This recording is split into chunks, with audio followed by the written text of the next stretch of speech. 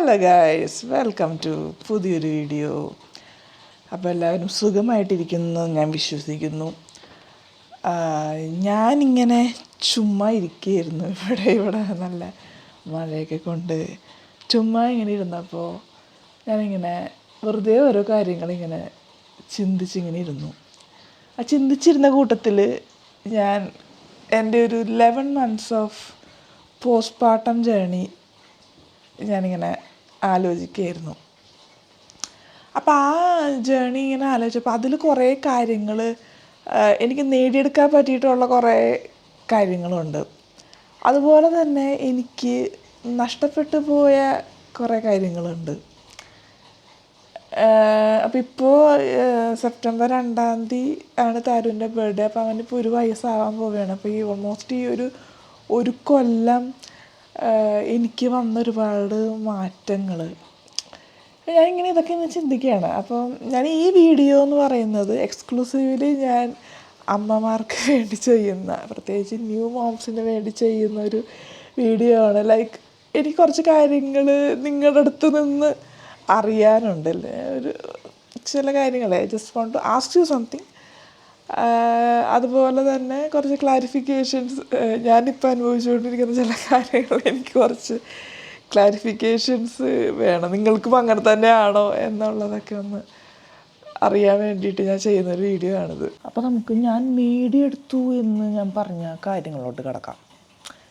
മെയിനായിട്ട് എനിക്ക് തോന്നിയിട്ടുള്ളതുണ്ടല്ലോ, എവിടെ നിന്നോ കിട്ടിയ ഒരു ധൈര്യം, അത് ഇത്രയും നാളെനിക്കില്ലായിരുന്നു. ആളുകളുടെ മുഖത്ത് നോക്കി സംസാരിക്കാനുള്ള ധൈര്യം, ഒരാൾ പറഞ്ഞത് എനിക്ക് ഇഷ്ടപ്പെട്ടില്ല എന്നിട്ടുണ്ടെങ്കിൽ എനിക്കത് ഇഷ്ടപ്പെട്ടില്ല, നിങ്ങളെ പറഞ്ഞത് ശരിയായില്ല എന്ന് പറയാനുള്ളൊരു ധൈര്യം അത് ഇത്രയും കാലം ഉണ്ടായിരുന്നില്ല. അത് ആഫ്റ്റർ ഡെലിവറി എനിക്ക് കിട്ടിയ ഒരു സ്വത്താണ്. ആൻഡ് എനിക്ക് തോന്നുന്നത് അതെനിക്ക് നേരത്തെ കിട്ടേണ്ടതായിരുന്നു. ബട്ട് ലൈക്ക് ഇപ്പോൾ നോ പറയേണ്ടടുത്ത് നോ പറയുക എന്നൊക്കെ ഉള്ള ചില ചെറിയ ചെറിയ കാര്യങ്ങൾ. നോ പറയേണ്ടടുത്ത് മേ ബി പറഞ്ഞാൽ പോരാ, നോ പറയേണ്ടടുത്ത് നോ തന്നെ പറയണം. അങ്ങനെ കാരണം ഇപ്പോൾ ഈ ബേബി വന്നതിന് ശേഷം ഞാൻ കൂടുതലും ഒരു ഫോക്കസ് ചെയ്യുന്നത്, അല്ലെങ്കിൽ എനിക്ക് വേണ്ട ഒരു സംഭവം എന്ന് വെച്ചാൽ മനസ്സമാധാനമാണ്. അപ്പം നോ പറഞ്ഞാലേ അത് കിട്ടുള്ളൂ എന്നുണ്ടെങ്കിൽ നോ പറയുക എന്നുള്ളതാണ്. അങ്ങനെ കുറേ കാര്യങ്ങൾ നമ്മൾ വേറെ ഒന്നും ഇപ്പം ചിന്തിക്കില്ല. ഇപ്പോഴാണെങ്കിൽ പോണവർ പോട്ടെ എന്നുള്ളൊരു മൈൻഡ്, ഇത് ആരും മിണ്ടിയില്ലെങ്കിൽ കുഴപ്പമില്ല എന്നുള്ളൊരു മൈൻഡ്. അതൊക്കെ എനിക്കറിയില്ല, അതൊക്കെ എത്രമാത്രം ഇപ്പം ഞാൻ പറഞ്ഞത്, ബാക്കി നിങ്ങൾ ഇപ്പം എന്നെ കാണുന്ന അമ്മമാരുണ്ടെന്നുണ്ടെങ്കിൽ നിങ്ങൾക്കും ഇതിങ്ങനെയൊക്കെ തന്നെയാണോ? ഒരു ഒന്നിനോടൊരു കൂസലില്ല. ആകെ ഞാനിപ്പോൾ എനിക്ക് ഇമ്പോർട്ടൻ്റ് ആയിട്ടുള്ളത് എൻ്റെ ബേബി, എൻ്റെ ഫാമിലി ആണ്. അതല്ലാണ്ട് ഔട്ട്സൈഡേഴ്സായിട്ട് വരുന്ന ആളുകൾ അവരുടെ അടുത്ത് ഇപ്പം മോശമായിട്ട് സംസാരിക്കേണ്ട ഇട വന്നിട്ടില്ല. പക്ഷേ എനിക്ക് സംസാരിക്കാനുള്ള കാര്യങ്ങൾ ഞാൻ പറഞ്ഞു വരുമ്പോൾ ചിലപ്പോൾ മോശമായിട്ട് പോയാലും എനിക്കൊന്നുമില്ല. അങ്ങനത്തെ ഒരു പരിപാടി. അതാണ് ഇപ്പോഴത്തെ എൻ്റെ ഒരു അപ്ഡേറ്റ് എന്ന് പറഞ്ഞാൽ. അപ്പോൾ എൻ്റെ അമ്മ കൂടെയുണ്ട്. പക്ഷേ എൻ്റെ അമ്മയ്ക്ക് ഇങ്ങനെ, അവർക്കൊക്കെ എങ്ങനെയാണ് ഇല്ല ചെയ്യിക്കുന്നത് എങ്ങനെയാണെന്നും പറഞ്ഞു തരാമെന്ന് അറിയില്ല. അപ്പോൾ എനിക്ക് പറ്റാണ്ട് ഞാനിരുന്ന് കരയുമ്പോൾ എൻ്റെ അമ്മ എൻ്റെ കൂടെ ഇരുന്ന് കരയുന്നത്. അതല്ലാണ്ട് എൻ്റെ അമ്മ എന്ത് ചെയ്യാനാണ്? എൻ്റെ മദറിലോ ആണെങ്കിലും ഇതിപ്പോൾ എന്താ സംഭവം എന്നറിയാണ്ട് മദറിലോ നിൽക്കുന്നു. അട വന്നു, താങ്ക് യു. ഞാനിങ്ങനെ എൻ്റെ യൂട്യൂബ് സംസാരിക്കാൻ താങ്ക് യു. എൻ്റെ അട ഒരു വട. ഓക്കെ, അപ്പം അങ്ങനെ നിൽക്കുന്നു. അത് കഴിഞ്ഞിട്ട് ഒരു 3-4 ദിവസം കഴിഞ്ഞപ്പോൾ ഡോക്ടർ ലിസ്റ്റ് വരുമല്ലോ. അപ്പോൾ ഡോക്ടർക്ക് മനസ്സിലായി എൻ്റെ കിളി പോയിരിക്കുകയാണെന്ന്. ഡോക്ടർ എൻ്റെ അടുത്ത് ചോദിച്ച് ഓക്കെ അല്ലേ എന്ന് ചോദിച്ചു. ഈ ചോദിച്ചത് മാത്രമേ എനിക്ക് ഓർമ്മയുണ്ട്. ഞാൻ കിടന്ന് കരഞ്ഞൊരു കരച്ചിൽ, എനിക്ക് കരച്ചിൽ നിർത്താൻ പറ്റുന്നില്ല. ഞാൻ ഈ കരയുന്നതാണ് എൻ്റെ അമ്മ അവിടെ നിന്ന് കരയുന്നു. ബാക്കിയുള്ളവരൊക്കെ അവിടെ അന്തം വിട്ട് നോക്കി നിൽക്കുന്നുണ്ട്.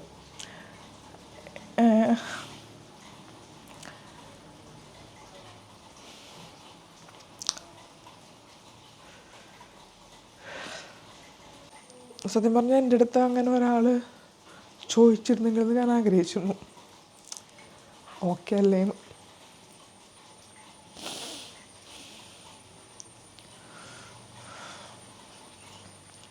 ഡോക്ടറാണ് എന്നോട് ഫസ്റ്റ് ചോദിച്ചത്. അത് കഴിഞ്ഞ് ഹോസ്പിറ്റലിൽ ഞാൻ 5 ദിവസം നിന്നത് എനിക്ക് ഭയങ്കര ബുദ്ധിമുട്ടായിരുന്നു. ഒട്ടും പറ്റുന്നുണ്ട് എനിക്ക് എങ്ങനെയെങ്കിലും ഒന്ന് പോയാൽ മതിയെന്നായിരുന്നു.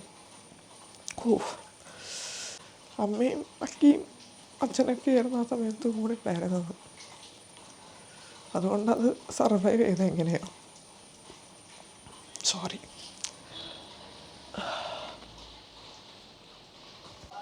അപ്പോൾ ഇപ്പോൾ അവിടെ നിന്നൊക്കെ ഞാൻ എന്തുമാത്രം മാറി ഞാനിപ്പോൾ ഇവിടെ ഇരുന്ന് ഇത് സംസാരിക്കുന്നു എന്നാണ് ഞാൻ ആലോചിക്കുന്നത്. അപ്പോൾ എന്നെ കേൾക്കുന്ന അമ്മമാരുണ്ടെന്നുണ്ടെങ്കിലും I am so proud of you. ഇത് നമ്മളെ പറ്റിയിട്ട് ആരും പറയില്ല. നമ്മൾ ചെയ്ത സാക്രിഫൈസസ് എന്താണ്. ഒരിക്കലും ഞാൻ അച്ഛന്മാർക്കും ഉണ്ട് കേട്ടോ റോള്. ഞാൻ വരാം, അതിലോട്ട് വരാം. പക്ഷേ നമ്മൾ മൊത്തത്തിൽ നമ്മളൊരു ലൈഫ് പോസ് ചെയ്ത് വെച്ചിട്ടാണ് ഇതിലൂടെ കിടക്കുന്നത്. അപ്പോൾ നമ്മളതിന് വേണ്ടി എടുക്കുന്ന എഫേർട്ടുകളെന്ന് പറഞ്ഞാൽ അത് ആർക്കും മനസ്സിലായില്ല, നമുക്ക് മാത്രമേ മനസ്സിലാവുള്ളൂ. ഇതിനെ പ്രസവം എന്നതിനെ ഭയങ്കരമായിട്ട് നിസ്സാരവൽക്കരിച്ച് പറയുന്ന ആളുകളുണ്ട്. ഇല്ലേ, ഇത് എനിക്ക് അങ്ങനെ അതൊക്കെ കേൾക്കുമ്പോഴാണ് എനിക്ക് ഭയങ്കരമായിട്ട് ട്രിഗറാവുക. ഇപ്പോൾ ഈ റീസെൻ്റ്ലി തന്നെ കുറച്ച് ആളുകൾ അങ്ങനെ സോഷ്യൽ മീഡിയയിൽ വന്നിട്ട് പറഞ്ഞു. എനിക്ക് അതൊക്കെ കേൾക്കുമ്പോൾ എനിക്ക് അങ്ങോട്ട് പൊളിയും. അല്ല, പ്രസവം എന്ന് പറഞ്ഞാൽ കാണുന്നവർക്ക് ടപ്പയും തീരണ ഒരു പ്രോസസ്സാണ്. പക്ഷെ അങ്ങനെയല്ല.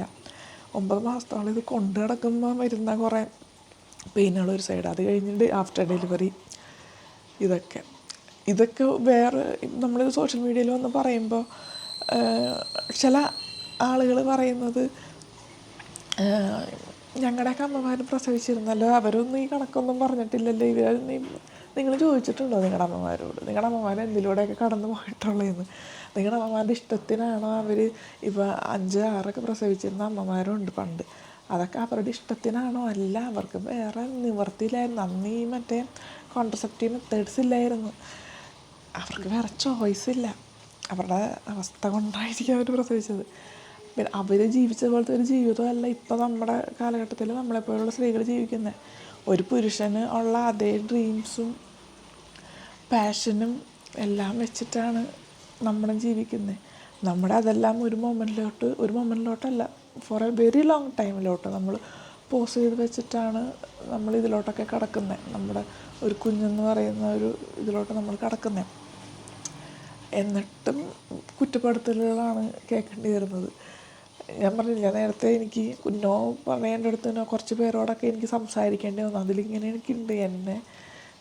ഞാൻ ചെയ്ത ഒരു പ്രോസസ്സിനെ നിസ്സാരവൽക്കരിച്ച് കണ്ട എല്ലാവരോടും ഞാൻ എതിർത്ത് തന്നെയാണ് സംസാരിച്ചിട്ടുള്ളത്. കാരണം എനിക്ക് ഉറപ്പാണ് ഞാൻ ചെയ്തത് അത്ര ചെറിയ കാര്യമല്ല എന്നുള്ളത്. ഭാഗ്യവശാൽ ഞാനൊരു പോസ്റ്റ്മോർട്ടം ഡിപ്രഷനിലോട്ടൊന്നും പോയില്ല. അപ്പം അതിൻ്റെ ഒരു ഫുൾ ക്രെഡിറ്റ് ഞാൻ എൻ്റെ അമ്മയ്ക്കും എൻ്റെ ഹസ്ബൻഡിനും കൊടുക്കും. കാരണം അവർ രണ്ടുപേരുമാണ് എന്നെ ടേക്ക് കെയർ ചെയ്തിട്ടുള്ളത്. ഇപ്പം അമ്മയാണെങ്കിലും എന്നെ പ്രയോറിറ്റൈസ് ചെയ്തിട്ടുള്ളൂ. ഒക്കെയാണെങ്കിലും അങ്ങനെ തന്നെയാണ്. അപ്പോൾ അത് എന്നെ സംബന്ധിച്ച് എനിക്കതൊരു ഭാഗ്യമാണ്. നമ്മളെ കേൾക്കാൻ ആൾ ഉണ്ടാവുക എന്നുള്ളതാണ് ഈ ഒരു ഫേസിൽ നമുക്ക് ഏറ്റവും ഇമ്പോർട്ടൻ്റ് ആയിട്ട് വേണ്ടത്. എല്ലാവരും ഈ സമയത്ത് കുഞ്ഞിനെ ആയിരിക്കും കാണാൻ വരുന്നത്. കുഞ്ഞിൻ്റെ അടുത്ത് കുഞ്ഞിനെ കളിപ്പിക്കാൻ, കുഞ്ഞിനോട് സംസാരിക്കാനായിരിക്കും മെജോറിറ്റി ആയിട്ടുള്ള ആളുകൾക്കും താല്പര്യം. അവിടെ അമ്മ എന്ന് പറയുന്ന ഒരു ഫാക്ടറിനെ ആരും ശ്രദ്ധിക്കാതെ പോകുമ്പോൾ, നമ്മളെ ആരും മനസ്സിലാക്കാതെ പോകുമ്പോൾ ആണ് കൂടുതലും നമുക്ക് ഈ പോസ്റ്റ്മോർട്ടം ഡിപ്രഷൻ എന്നുള്ളൊരു സംഭവം വരുന്നതെന്നാണ് ഞാൻ വിശ്വസിക്കുന്നത്. അപ്പോൾ ആ ഒരു കാര്യത്തിൽ എന്നെ കേൾക്കാനായിട്ട് എനിക്ക് ആളുണ്ടായിരുന്നു. പ്രഗ്നൻസി ടൈമിൽ എനിക്ക് പേടിയുണ്ടായിരുന്നു, ഞാൻ ഒരു പോസ്റ്റ്മോർട്ടം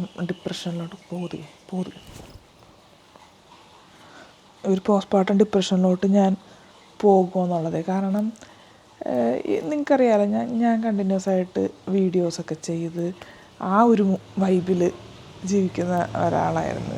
ജില്ലായിട്ടൊക്കെ നടന്ന് ഞാൻ പ്രഗ്നൻ്റ് ആയപ്പോൾ തന്നെ എൻ്റെ പകുതി പരിപാടികൾ അവിടെ കട്ടായി. പിന്നെ അമ്മയായി കഴിഞ്ഞാൽ പിന്നെയും ഉള്ളതും കൂടെ കട്ടാവും എന്നുള്ളൊരു മൈൻഡിലാണ് ഞാൻ എൻ്റെ പ്രഗ്നൻസി ടൈം ജീവിച്ചിരുന്നത്. പക്ഷേ ആഫ്റ്റർ ഡെലിവറി ഞാൻ പല കാര്യങ്ങളും എല്ലാം എനിക്ക് റീസ്റ്റാർട്ട് ചെയ്യേണ്ടിയാണ് വന്നേക്കുന്നത്. പക്ഷെ ഞാനങ്ങനെ റീസ്റ്റാർട്ട് ചെയ്യാൻ എന്നെ ഹെൽപ്പ് ചെയ്തത് എൻ്റെ ഹസ്ബൻഡാണ്. അതിന് വേണ്ടി കുഞ്ഞിൻ്റെ കാര്യങ്ങൾ നോക്കിയതും അവനെ ടേക്ക് കെയർ ചെയ്തതും എൻ്റെ അമ്മയാണ്. അല്ലേ? അപ്പോൾ എന്നെ ഒന്ന് റീബിൽഡ് ചെയ്യാനായിട്ട് ഇവർ ഹെൽപ്പ് ചെയ്തിട്ടുണ്ട്, ഒരുപാട് ഹെൽപ്പ് ചെയ്തിട്ടുണ്ട്. പിന്നെ നമ്മൾ ഈ പോസ്റ്റ്പാർട്ടം ഫേസ് എന്ന് പറയുമ്പോൾ എപ്പോഴും നമ്മൾ അമ്മമാരുടെ സൈഡിൽ നിന്ന് മാത്രമേ എപ്പോഴും നമ്മൾ ചിന്തിക്കുന്നുള്ളൂ. പക്ഷേ ഈ അച്ഛന്മാരുടെ സൈഡിൽ നിന്ന് നമ്മൾ അങ്ങനെ ചിന്തിക്കാറില്ല. ഇപ്പം ഞാനും അഖിൽ എന്നൊക്കെ പറഞ്ഞു കഴിഞ്ഞാൽ ഞങ്ങൾ ഭയങ്കര ഫ്രണ്ട്സ് പോലെയാണ് ഞങ്ങൾ. അപ്പോൾ അഖിലുടെ ഒരു ലൈഫിലുള്ള എല്ലാ കാര്യങ്ങളും ഇപ്പോൾ ഒരു ദിവസം ഞങ്ങൾ ഒരുമിച്ചില്ലാത്തൊരു ദിവസമാണ്, ഞാൻ എൻ്റെ വീട്ടിലുള്ള ഒരു ദിവസമാണെന്നുണ്ടെങ്കിൽ രാവിലെ തുടങ്ങിയുള്ള എല്ലാ കാര്യങ്ങളും എൻ്റെ ഫോൺ വിളിച്ച് അപ്ഡേറ്റ് ചെയ്യുന്ന ഒരാളായിരുന്നെങ്കിൽ, അപ്പോൾ അഖിലിനെ സംബന്ധിച്ച് വന്ന മാറ്റം എന്ന് പറഞ്ഞു കഴിഞ്ഞാൽ ഫോൺ വിളിക്കുമ്പോൾ ഞാൻ എടുക്കുന്നില്ല, എൻ്റെ സംസാരിക്കാൻ പറ്റുന്നില്ല. അത് മാത്രമല്ല എൻ്റെ സ്വഭാവത്തിലൊക്കെ ഭയങ്കര മാറ്റം. ഞാൻ ഭയങ്കരമായിട്ട് ദേഷ്യപ്പെടുന്നു. എല്ലാത്തിനോടും എനിക്ക് ഇറിറ്റേഷനാണ്. അതൊക്കെ അഖിലിൻ്റെ മെൻ്റൽ സ്റ്റേറ്റിനെ ഒരു സമയത്ത് ബാധിച്ചിട്ടുണ്ടാവാം. പക്ഷേ എനിക്ക് ആ സമയത്തൊക്കെ ഐ വാസ് റിയലി ഹെൽപ്ലെസ്. എനിക്കത് ഒന്നും ചെയ്യാൻ പറ്റുന്നില്ല. കാരണം എൻ്റെ മെൻ്റൽ സ്റ്റേറ്റ് അത്രയും മോശമാണ്. ഇപ്പോഴും ഞാൻ കുഞ്ഞ് വരുന്നതിന് മുമ്പുള്ള ഒരു ഭാര്യയാണോ ഇപ്പോൾ എന്ന് വെച്ചാൽ അല്ല, അതെനിക്കറിയാം. ഞാൻ ഒരുപാട് മാറിയിട്ടുണ്ട് എൻ്റെ സ്വഭാവത്തിൽ. ഞാൻ ഫസ്റ്റ് പ്രയോറിറ്റൈസ് ചെയ്യുന്നത് അവൻ്റെ കാര്യങ്ങൾക്കാണ്. ഡസൻറ്റ് മീൻ എനിക്ക് എൻ്റെ അടുത്ത് എപ്പോഴും ഞാൻ എൻ്റെ ലൈഫിൽ ആർക്കാണ് പ്രിയോറിറ്റി എന്ന് വെച്ചാൽ എപ്പോഴും എൻ്റെ ഹസ്ബൻഡിന് തന്നെയാണ്. പക്ഷേ ഇപ്പോൾ അവൻ തീരെ കുഞ്ഞാണ്, അവന് ഞാൻ വേണ്ട ഒരു സമയമാണ്. അപ്പോൾ അവൻ്റെ കാര്യങ്ങൾക്കാണ് ഞാൻ ഫസ്റ്റ് ഇമ്പോർട്ടൻസ് കൊടുക്കുന്നത്. അപ്പോൾ അതൊക്കെ ചിലപ്പോൾ ചില നേരത്തെങ്കിലും എൻ്റെ ഹസ്ബൻഡിന് തോന്നിക്കാണാം. പക്ഷേ അഖിൽ ഇതുവരെ അതിന് അങ്ങനെ ഒരു ബുദ്ധിമുട്ടായിട്ടോ ഒന്നും പറഞ്ഞിട്ടില്ല. അപ്പോൾ അഖിലും, അതായത് ഈ അച്ഛന്മാരും അവരുടെ സൈഡിൽ നിന്ന് ഒരുപാട് അഡ്ജസ്റ്റ് ചെയ്യുന്നുണ്ട്, ഇല്ലെന്നല്ല. അവരും കുറേ കാര്യങ്ങൾ അവരുടെ ലൈഫിൽ, അതായത് ഇപ്പോൾ ഫിനാൻഷ്യലി ആണെങ്കിലും ഒക്കെ കൂടുതലും അച്ഛന്മാർക്കായിരിക്കും സ്ട്രെസ്സ് വരുന്നത്. വർക്കിംഗ് മദേഴ്സ് ഉണ്ട്, ഇല്ലെന്നല്ല. എന്നാലും കൂടുതലും പ്രസവത്തിൻ്റെ കാര്യങ്ങളൊക്കെ ആണെങ്കിലോ അങ്ങനെയൊക്കെ അതിൻ്റെയൊക്കെ ബാക്കി കാര്യങ്ങളൊക്കെ ഡീൽ ചെയ്യുന്നത് അച്ഛന്മാരായിരിക്കുമല്ലോ, അവർക്കും സ്ട്രെസ്സുണ്ട്. അപ്പോൾ നമ്മൾ ഈ നേടിയെടുത്ത കാര്യങ്ങൾ പറഞ്ഞപ്പോൾ അതിൽ ഒരു കാര്യം പറയണം. ഞങ്ങൾക്കിടയിലുള്ള വഴക്കുകൾ കുറഞ്ഞു, അതൊരു നേട്ടമാണ്. ഒരുപാട് കുറഞ്ഞു. നിങ്ങൾ വീഡിയോസിൽ കാണുന്ന പോലെ ചക്കിക്കൊത്ത ചങ്കരൻ കപ്പിൾസ് മാത്രമല്ല, ഞങ്ങൾക്കിടയിൽ വളരെ ഭീകരമായിട്ടുള്ള വഴക്കുകൾ ഉണ്ടാവാറുണ്ട്. ചില നേരത്ത് ഒപ്പീനിയൻ ഡിഫറൻസസ് ഉണ്ടാവുമല്ലോ, അങ്ങനത്തെ വഴക്കുകൾ ഉണ്ടാവാറുണ്ട്. പക്ഷെ അതൊക്കെ ഇപ്പോൾ വളരെയധികം കുറഞ്ഞിട്ടുണ്ട്. അത് ഇവനെ ഓർത്തിട്ടാണ്, അതായത് ബേബി ഓർത്തിട്ടാണ്. ഒരു വഴക്ക് തുടങ്ങിയാൽ തന്നെ അത് കാം ഡൗൺ ആയി പോവും. അതൊരു നേട്ടമാണ് സത്യം പറഞ്ഞാൽ. അതായത് കുറച്ചും കൂടെ ഒരു ഇമോഷണൽ മെച്യൂരിറ്റി വന്നിട്ടുണ്ട് പല കാര്യങ്ങളിലും. പെട്ടെന്ന് കയറി റിയാക്ട് ചെയ്യുന്ന ഒരു സ്വഭാവം, അത് എനിക്ക് തോന്നുന്നു അക്കിക്കായിരുന്നു അത് കുറച്ചും കൂടെ ടപ്പേന്ന് ദേഷ്യപ്പെടുന്ന ഒരു സ്വഭാവം ഉള്ളത്. പക്ഷേ അതാക്കി കുറേ കൺട്രോൾ ചെയ്യുന്നുണ്ട് ഇപ്പോൾ. ഞാൻ പെട്ടെന്ന് കരയുന്നൊരു സ്വഭാവമായിരുന്നു, അത് ഇപ്പോഴും ഉണ്ട്, ഇല്ലെന്നല്ല. ഇപ്പോൾ തന്നെ നേരത്തെ കണ്ടില്ല, അത് പറഞ്ഞുകൊണ്ടിരിക്കുമ്പോൾ എനിക്ക് പെട്ടെന്ന് ഇമോഷണലാവും. ഇല്ലെന്നല്ല, എന്നാലും കുറച്ചും കൂടെ ഞാൻ ബോൾഡായിട്ടുണ്ടെന്നാണ് ഞാൻ വിശ്വസിക്കുന്നത്. ഇനി നഷ്ടപ്പെട്ടു പോയ കാര്യങ്ങളെപ്പറ്റി പറയുകയാണെന്നുണ്ടെങ്കിൽ മെയിനായിട്ട് ഉറക്കം. അതിനി എന്ന് എൻ്റെ ജീവിതത്തിലോട്ട് തിരിച്ചു വരുമെന്ന് എനിക്കറിയില്ല. ഉറക്കത്തിന് ഞാൻ ഭയങ്കരമായിട്ട് മിസ് ചെയ്യുന്നുണ്ട്. സത്യം പറയാതെ ഞാൻ ഒരു ഉറക്കജീവിയായിരുന്നു. എനിക്ക് ഏറ്റവും ഇഷ്ടം ഉറങ്ങാനായിരുന്നു. പക്ഷെ അത് എനിക്കിപ്പോഴും തിരിച്ച് കിട്ടിയിട്ടില്ല. ഇപ്പം എനിക്കത് ശീലമായി, അത് വേറെ കാര്യം. എനിക്കിപ്പോൾ ഒരു 3 മണിക്കൂറൊക്കെ കണ്ടിന്യൂസോടെ ഉറങ്ങാൻ പറ്റിയ ഭാഗ്യം എന്നാണ് ഞാൻ വിചാരിക്കുന്നത്. അപ്പോൾ ഉറക്കം ഒന്നാണ്. പിന്നെ നഷ്ടപ്പെട്ടു പോയത്, ഇതൊക്കെ ഞാൻ പറയുന്നത്, ഉറക്കം ഇപ്പോഴും ഉണ്ട്. ബാക്കി കാര്യങ്ങൾ ഞാൻ പറയുന്നത് വെച്ചാൽ എൻ്റെ ആഫ്റ്റർ ഡെലിവറി എനിക്ക് നഷ്ടപ്പെട്ടു പോയ കുറച്ച് കാര്യങ്ങളാണ്. പിന്നെ ഒബ്വിയസ്ലി എൻ്റെ ബോഡി, ശരീരം. ഞാൻ പ്രഗ്നൻ്റ് ആയപ്പോൾ ഞാൻ 80 കിലോ ആയിരുന്നു. പ്രഗ്നൻ്റ് ആയപ്പോൾ ഡെലിവറിക്ക് കയറിയ സമയത്ത് ഞാൻ ഐ വാസ് 92. അത് കഴിഞ്ഞ് ഡെലിവറി കഴിഞ്ഞപ്പോൾ ഒരു 5 കിലോസ് അടുപ്പിച്ച് കുറഞ്ഞ് ഒരു 87 കിലോ ആയി. 87 കിലോയിലാണ് ഞാൻ ഓൾമോസ്റ്റ് ഒരു 6 മന്ത്സ് ഓഫ് പോസ്റ്റ്മോർട്ടം ഞാൻ ഒന്നും ചെയ്തിട്ടില്ല. അത് കഴിഞ്ഞ് ഇപ്പോൾ എനിക്ക് തന്നെ ഒന്ന് റിക്കവർ ആവണമെന്ന് തോന്നിയിട്ട് ഞാൻ ഇപ്പോൾ ജിമ്മ് വർക്കൗട്ട് ഒക്കെ ആയിട്ട് ഞാൻ പല കാര്യങ്ങൾ ചെയ്യുന്നുണ്ട്. പിന്നെ ഈ വണ്ണം വെക്കുന്നതിൻ്റെ അല്ല, വണ്ണവും സ്വാഭാവികമായിട്ടും വെക്കും, എല്ലാവരും വെക്കും. പക്ഷേ അതിനോടൊപ്പം നമ്മളൊട്ടും ആരോഗ്യം ഇല്ലാണ്ടാവും. അതാണ് ഒരു മെയിൻ പ്രശ്നം. ഭയങ്കര ടയേർഡായിരിക്കും കുറച്ചധികം നാളത്തേക്ക്. അതുണ്ടാവും, ഉറക്കവും ശരിയാവുന്നില്ലല്ലോ. ഞാൻ ശരിക്കും ഇവനൊരു 2-3 മാസം പ്രായമുള്ള സമയത്തൊക്കെ ഞാനൊന്ന് ട്രൈ ചെയ്ത്, ആ സമയത്തെ ഒന്ന്, കാരണം നമുക്ക് കണ്ണാടി നോക്കുമ്പോൾ തന്നെ ഒരു കോൺഫിഡൻസ് കുറവാണ്. അത് ഒരു പോയിൻ്റാണ്, കോൺഫിഡൻസ് നഷ്ടപ്പെട്ടു എന്നുള്ളത്. കോൺഫിഡൻസ് കുറവാണ്. ഇതൊക്കെ ചില ആളോട് പറയുമ്പോൾ നമുക്കൊന്ന് അക്സെപ്റ്റ് ചെയ്യാൻ പറ്റില്ല. ഞങ്ങളുടെ അമ്മമാരും പ്രസവിച്ചിട്ടുണ്ടല്ലോ, നിനക്ക് പിന്നെ എന്തെങ്കിലും എങ്ങനെയാണെന്ന് ചോദിക്കും. എൻ്റെ അമ്മമാരും പലതും കാണിക്കുമെന്ന് വെച്ചിട്ട് നമുക്ക്, ഞാൻ എൻ്റെ കാര്യം പറയുന്നതാണ്, ഇതുമായിട്ട് റിലേറ്റ് ചെയ്യാൻ പറ്റുന്ന അമ്മമാരുണ്ടാവും.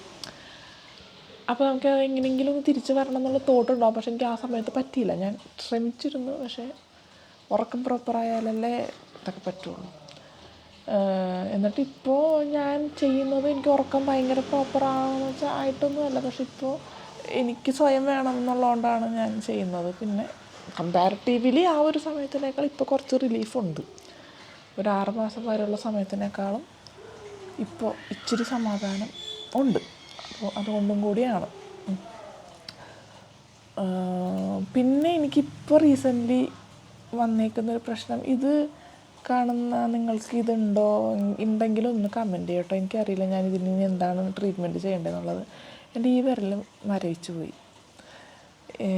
ഈ വിരൽ മരവിച്ച്, ഈ വിരലിൻ്റെ ഈ സൈഡും മരവിച്ചാണ് ഇരിക്കുന്നത്. ഇതിന് ഞാൻ എന്താണ് ചെയ്യേണ്ടത് എനിക്കറിയില്ല. ഇതിനെന്തോ ഞാൻ കാർപ്പൽ ടണൽ സെൻറ്ററോ അങ്ങനെ എന്തോ ഒരു സാധനം കണ്ടതാണോ ഇത്, എനിക്കറിയില്ല. ഇത് മാറൂലേ, അറിഞ്ഞൂടെ. ഇതൊന്നും കാണുന്നവർ, നിങ്ങൾക്കിതുണ്ടെങ്കിൽ ഒന്ന് കമൻറ്റ് ചെയ്യണം. നിങ്ങൾ എന്തെങ്കിലും ചെയ്തായിരുന്നോ ട്രീറ്റ്മെൻറ്റ്? ഇത് കുറച്ച് നാളായി മാറുന്നു വിചാരിച്ചിട്ട് മാറുന്നില്ല. ഇത് ഈ വിരൽ ഫുള്ള് മരവിച്ചാണ് ഇരിക്കുന്നത് എൻ്റെ. അത് ഒരു പ്രശ്നം. ഹെൽത്തൊക്കെ ഞാനിപ്പോൾ റിക്കവറായി വരുന്നുണ്ട്. അതൊക്കെ എല്ലാം നമ്മൾ ഒരിക്കലും ആ ഡെലിവറി ചെയ്ത സ്റ്റേജിലുള്ള പോലെ ആയിരിക്കില്ല കേട്ടോ. കുറച്ച് കഴിഞ്ഞ് നമ്മൾ റിക്കവർ ചെയ്ത് വരും. നമ്മുടെ പഴയ മെൻ്റൽ സ്റ്റേറ്റിലോട്ട് നമ്മളും കൂടെ വേണമെന്ന് വിചാരിച്ചാൽ നമുക്ക് വരാൻ പറ്റും. പക്ഷേ അങ്ങനെ ഞാൻ പറഞ്ഞില്ലേ, അങ്ങനെ ഒരു ഇതിലോട്ട് നമ്മൾ വരണമെങ്കിലേ കുറേ പേരുടെ അടുത്ത് ചിലപ്പോൾ ഒന്ന് എതിർത്ത് നിൽക്കേണ്ടി വരും, ചിലപ്പോൾ ഒന്ന് തർക്കിക്കേണ്ടി വരും. ഞാനങ്ങനെ ആയിരുന്നു. എൻ്റെ മെൻ്റൽ സ്റ്റേറ്റ്, എൻ്റെ മെൻ്റൽ ഹെൽത്ത് ഓക്കെ ആക്കാൻ വേണ്ടി വഴക്കിടേണ്ടി വന്നാൽ ഞാനിപ്പോൾ വഴക്കിടും. I don't care. അതാണ് എൻ്റെ ഇപ്പോഴത്തെ ഒരു അപ്ഡേറ്റ് എന്ന് പറഞ്ഞാൽ. കമ്പാരിറ്റീവ്ലി ഞാൻ കുറച്ച് ലക്കിയാണ്. കാരണം എന്ന് വെച്ചാൽ എനിക്കിപ്പോൾ ഇവൻ്റെ കാര്യങ്ങൾ ടേക്ക് കെയർ ചെയ്യാനായിട്ട് എൻ്റെ അച്ഛനും അമ്മയുണ്ട്. ഇവൻ എന്നെക്കാളും കംഫർട്ടബിൾ അവരുടെ അടുത്താണ്. പക്ഷേ ഇതൊന്നും ഇല്ലാണ്ട് കുഞ്ഞുങ്ങളെ വളർത്തുന്ന പാരൻസുണ്ട്. എനിക്ക് അവരുടെ അടുത്തൊരു ഹാറ്റ്സ് ഓഫ്. കാരണം എനിക്കത് ഊഹിക്കും. ചില ഞങ്ങൾ മാറിയാണ് താമസിക്കുന്നത്. അപ്പോൾ ഇവനെ ഞാൻ ഒറ്റയ്ക്ക് ഹാൻഡിൽ ചെയ്യേണ്ടി വരുന്ന ദിവസങ്ങളുണ്ട്. എനിക്ക് രാത്രി നമുക്ക് പൊന്നിച്ച് ഉറക്കുക. അപ്പോൾ അത് എന്നിട്ട് മേ ബി എനിക്കതൊക്കെ ഒരു 1 വീക്ക് ആയാലും പിന്നെ എനിക്ക് 2 ദിവസം വേണമെങ്കിൽ ഇവിടെ വന്ന് നിന്നാൽ എനിക്കൊരു റിലീഫ് കിട്ടും. പക്ഷെ അതല്ലാണ്ട് ഫുള്ളായിട്ട് കുഞ്ഞുങ്ങളുടെ കാര്യം ഹാൻഡിൽ ചെയ്ത് കൊണ്ടുപോകുന്ന അമ്മയും അച്ഛന്മാരൊക്കെ ഉണ്ട്. നിങ്ങളെയൊക്കെ സമ്മതിച്ചിരിക്കുന്നു. കാരണം അത് ഒരു വൻ ടാസ്ക് തന്നെയാണത്. പിന്നെ ഞാൻ ഇപ്പോൾ പറഞ്ഞല്ലോ, കുറച്ചും കൂടെ സ്റ്റേണായി ബോൾഡായി എന്നൊക്കെ പറഞ്ഞല്ലോ. അത് കൂടുതലും ഇവൻ്റെ കാര്യത്തിൽ അത് നിങ്ങൾ ശ്രദ്ധിച്ചിട്ടുണ്ടോയെന്ന് അറിയില്ല, എന്ത് കുഞ്ഞിന് വന്നാലും അതിൻ്റെ ബ്ലെയിം കേൾക്കേണ്ടി വരുന്നത് അമ്മമാരായിരിക്കും. അച്ഛന്മാരെ അങ്ങനെ കേൾക്കേണ്ടി വരാറില്ല. കുഞ്ഞായിട്ട് റിലേറ്റ് ചെയ്തിട്ടുള്ള എല്ലാ കാര്യങ്ങൾക്കും കുത്തുവാക്കുകളും എല്ലാം കേൾക്കേണ്ടി വരുന്നത് അമ്മമാർക്കായിരിക്കും. കാരണം ഒരു പനി വന്നാൽ അത് അമ്മമാരുടെ തലയിലാണ് എല്ലാം, അല്ലേ? ഇപ്പോൾ അവൻ ഫുഡ് കഴിച്ചില്ലെങ്കിൽ അവൻ വണ്ണം വെച്ചില്ലെങ്കിൽ അത് അമ്മയുടെ തലയിലാണ്, വണ്ണം കൂടുതൽ വെച്ചാൽ അത് നമ്മുടെ തലയിലാണ്. മനസ്സിലായി? അപ്പോൾ ഇങ്ങനെ കുറേ ഇത് നമ്മൾ പല സൈഡിൽ നിന്നായിട്ട് കേട്ട് കഴിയുമ്പോൾ ഒരു പോയിൻ്റ് കഴിയുമ്പോൾ ആണെങ്കിൽ എന്ത് കണക്കായി പോയി എന്ന് നമ്മൾ പറഞ്ഞു പോവും. ഞാൻ പറഞ്ഞിട്ടുണ്ട്. അല്ല പിന്നെ അതൊക്കെ എണ്ണമുണ്ട്. നമ്മളിങ്ങനെ മോൾഡ് ചെയ്ത് എടുക്കും. ആസ് ടൈം പാസസ് നമ്മളിങ്ങനെ മോൾഡായി വരും. അങ്ങനെ മോൾഡായി ഞാനിപ്പോൾ ഈ ഒരു 11ാം മാസത്തിൽ ഞാൻ അത്യാവശ്യം നല്ല മോൾഡായിട്ടുണ്ട്. അപ്പോൾ എനിക്ക് ഈ കാര്യങ്ങളൊക്കെ ഞാനിങ്ങനെ ഇരുന്ന് ചിന്തിച്ചപ്പോൾ എനിക്കത് അമ്മമാരായിട്ടുള്ളവരിത് കാണുന്നുണ്ടെങ്കിൽ എനിക്കത് നിങ്ങളുടെ അടുത്ത് ഷെയർ ചെയ്യണമെന്ന് തോന്നി. അതായത് you are doing A great job, but അതാരും നിങ്ങളുടെ അടുത്ത് പറഞ്ഞു കാണില്ല. പക്ഷെ നിങ്ങളത് മനസ്സിലാക്കണം. വേറെ ആർക്കും ചെയ്യാൻ പറ്റാത്ത ഒരു കാര്യമാണ് നിങ്ങൾ ചെയ്തുകൊണ്ടിരിക്കുന്നത്. വളരെ അധികം എഫേർട്ട് വേണ്ടതും എന്നാൽ അതിനെ ഏറ്റവും നിസ്സാരവൽക്കരിച്ച് കാണുന്നൊരു സംഭവമാണ് ഈ പ്രസവം, കുട്ടിയെ വളർത്തുക. കാരണം പണ്ട് ഉള്ളവർ 10ഉം 20ഒക്കെ പ്രസവിച്ച് വെച്ചിട്ടുണ്ടല്ലോ. അപ്പോൾ അവർ വളർത്തുകയല്ലേ. അപ്പോൾ നമ്മളും അങ്ങനെ വളർത്തിയാൽ പോരെ, വേറെ പ്രശ്നമൊന്നുമില്ലല്ലോ. അങ്ങനത്തെ ഒരു സൊസൈറ്റിയാണ് ഇപ്പോൾ ഉള്ളത്. പക്ഷേ അങ്ങനെയല്ല.